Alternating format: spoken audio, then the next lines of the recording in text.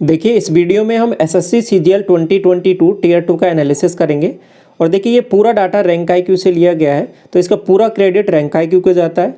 अब आपको पता है कि रैंक आईक्यू पर जो डाटा है वो आपके पास आंसर की से जनरेट होता है, तो एक्चुअल में ये आपका मार्क्स का ही सर्वे है। ठीक है, तो अब यहाँ पे डिस्कस करेंगे शिफ्ट वाइज एवरेज मार्क्स कितना है और कंप्यूटर का एवरेज मार्क्स कितना है और एस्पिरेंट के जो मार्क्स हैं वो किस रेंज में लाई कर रहे हैं। ठीक है, कौन सा ऐसा पॉइंट है जिस पर सबसे ज़्यादा एस्पिरेंट के मार्क्स है, वो सभी चीज़ें यहाँ पर डिस्कस करेंगे।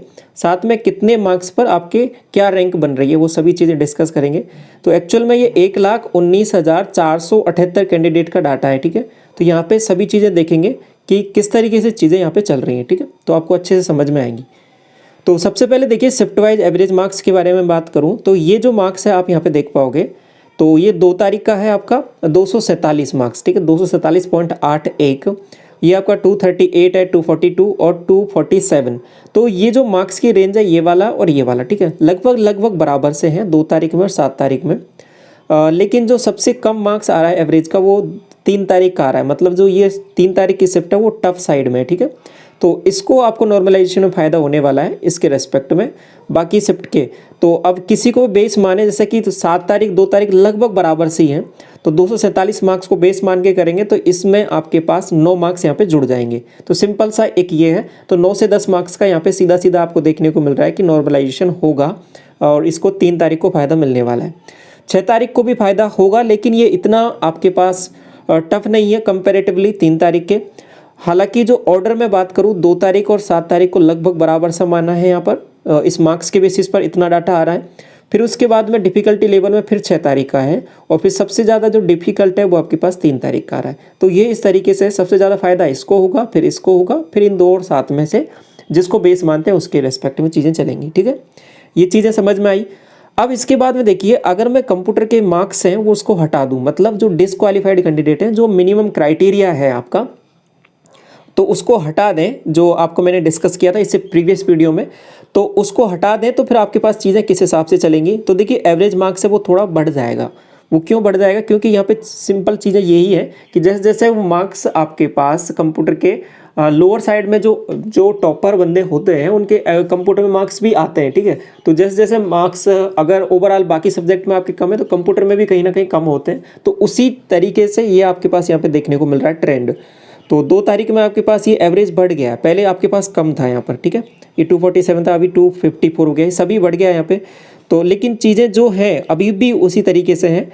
2-3 तारीख अभी भी आपके पास टफ साइड में है, ये 254 हो जाएगा और ये आपके पास 248 है, ये 252 हो जाएगा। ठीक है, तो अभी चीज़ें इस तरीके से चल रही हैं, ये अभी मार्क्स के बेसिस पर होगी चीज़ें। अब इसके बाद में देखिए कंप्यूटर सेक्शन के बारे में बात करें तो सबसे ज़्यादा जो आपके पास टफ शिफ्ट आ रही है निकल के, वो आपके पास आ रही है 2 तारीख वाली। जो स्टार्टिंग का डे था आपका वो 2 तारीख वाला, वो सबसे ज़्यादा टफ है कंप्यूटर के पर्सपेक्टिव से। तो इसमें 25 मार्क्स एवरेज आ रहा है, यहाँ पे 26 आ रहा है, ये भी 26 है, लगभग दोनों बराबर हैं 3 तारीख और 6 तारीख। और 7 तारीख भी अब में जो कंप्यूटर पूछा गया वो अच्छा पूछा गया है। ठीक है, तो ये आपका कंप्यूटर सेक्शन का हो गया, ये बात क्लियर यहाँ तक।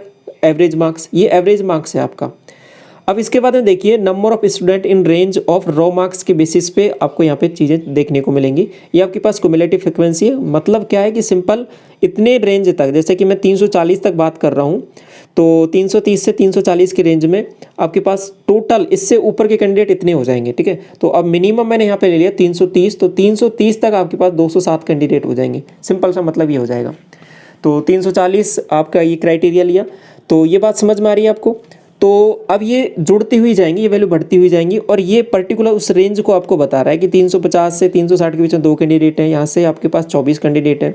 तो ये आपको जो नंबर ऑफ स्टूडेंट है ना, ये आपको बताएगा कि कहाँ पर आपका पीक है, जहाँ पर कैंडिडेट है, नंबर ऑफ कैंडिडेट है वो मैक्सिमम है। तो वो आपको इंपॉर्टेंट होता है जानना।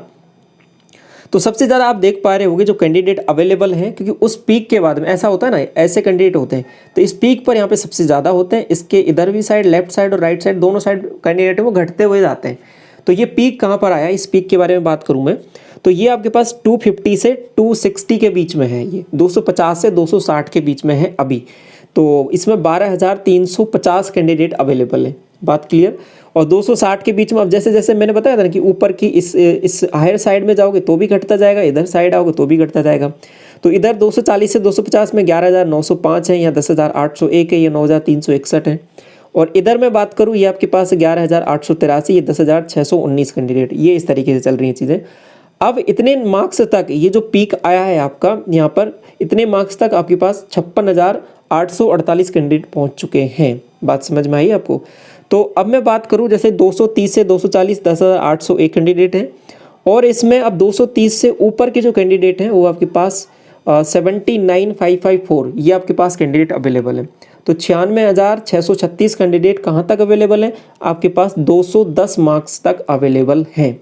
बात हुई क्लियर आपको ये बात? तो टोटल कैंडिडेट के बारे में बात करें जो अवेलेबल हैं आपके पास, वो हो जाएंगे 1,19,478 कैंडिडेट हैं। ये आपके पास इस पर्टिकुलर रेंज तक है। ये बात क्लियर हुई आपको? अब यही चीज़ आप नंबर ऑफ स्टूडेंट रेंज जो देख सकते हो नॉर्मलाइज स्कोर के बेसिस पे, तो थोड़ी चीज़ें बदल जाएंगी, क्योंकि जब आप नॉर्मलाइज स्कोर जोड़ोगे बाकी शिफ्ट में, तो एस्पिरेंट के मार्क्स है वो रेंज है वो थोड़ी सी चेंज हो जाएंगी यहाँ पे। तो वही चीज़ आपका सेम डाटा दोबारा अगेन देख सकते हो यहाँ पे। ये आपके पास 3 कैंडिडेट अवेलेबल हैं अभी फ़िलहाल इसमें, और पीक है जो आपका अभी है वो फ़िलहाल यहाँ पर देखने को मिलेगा आपका, ये 11,839, ये आपका इस रेंज में है। 11,839 कैंडिडेट अवेलेबल हैं 254 से 264 के बीच में। तो यहाँ तक 56,000 कैंडिडेट अवेलेबल हो जाते हैं। और लास्ट में मैं बात करूँ, ये कैंडिडेट इसमें हैं जो टोटल वो हैं आपके पास 1,19,475 कैंडिडेट।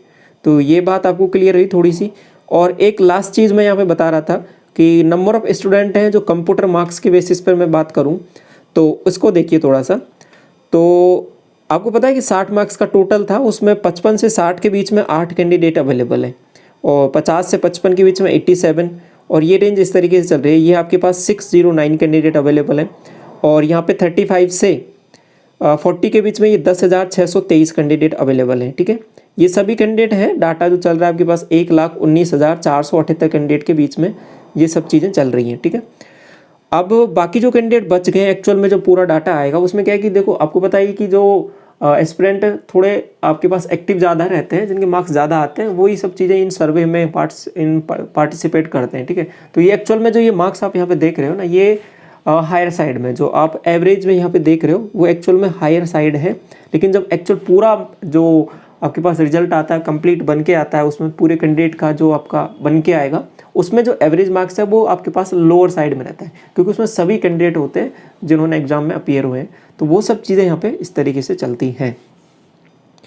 तो अभी मैं बात कर रहा था कि कंप्यूटर के बारे में, तो 35 से 40 के बीच में 10,623 कैंडिडेट, और सबसे ज़्यादा जो अवेलेबल हैं आपके पास डेंसिटी है यहाँ पर मैं बात करूँ तो वो कैंडिडेट हैं आपके पास यहाँ पे देखिए 20 से 25 के बीच में 22,868 कैंडिडेट हैं, वो 20 से 25 की रेंज में हैं। आप समझ पा रहे हो, देख रहे हो? तो ये आपके पास कहीं ना कहीं कैंडिडेट यहाँ पर ज़्यादा है। और इसके बाद में इधर 20,400 के लगभग कैंडिडेट आपके पास 25 से 30 के बीच में है, और ये आपके पास 15 से 20 के बीच में आपके पास 20,511 कैंडिडेट। ठीक है, तो यहाँ पर पूरे नंबर ऑफ कैंडिडेट से सबसे ज़्यादा हो गए आपके पास। तो अभी ये 15 मार्क्स तक आपके पास कैंडिडेट हैं अवेलेबल, वो 88,096 कैंडिडेट आ गए हैं। ठीक है,